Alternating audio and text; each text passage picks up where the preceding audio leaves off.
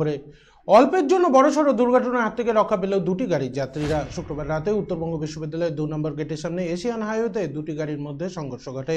জানা গিয়েছে একটি গাড়ি খড়িবাড়ি থেকে শিলিগুড়ির উদ্দেশ্যে যাচ্ছিল। সেই সময় উত্তরবঙ্গ বিশ্ববিদ্যালয়ের 2 নম্বর গেটের সামনে ট্রাফিক সিগন্যালে গাড়িটি দাঁড়ালে পেছন থেকে আসা অপর একটি 4 চাকার গাড়ি সেই গাড়িটিকে পিছনে সজোরে ধাক্কা মারে।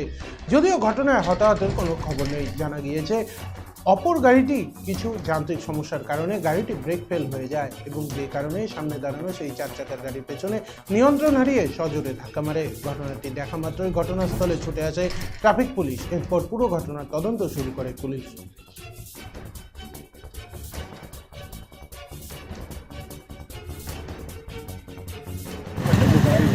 দাদা এখানে अरे कुछ नहीं हुआ दादा। যদি কিছু বলেন মানে ঘটনা আমি দাঁড়ায় ছিলাম, পিছনে রেড সিগন্যাল ছিল, পিছনে এসে মারে দিল। মানে এই গাড়িটা শিলিগুড়ির দিকে যাচ্ছিল, আমি যাচ্ছি শিলিগুড়ি।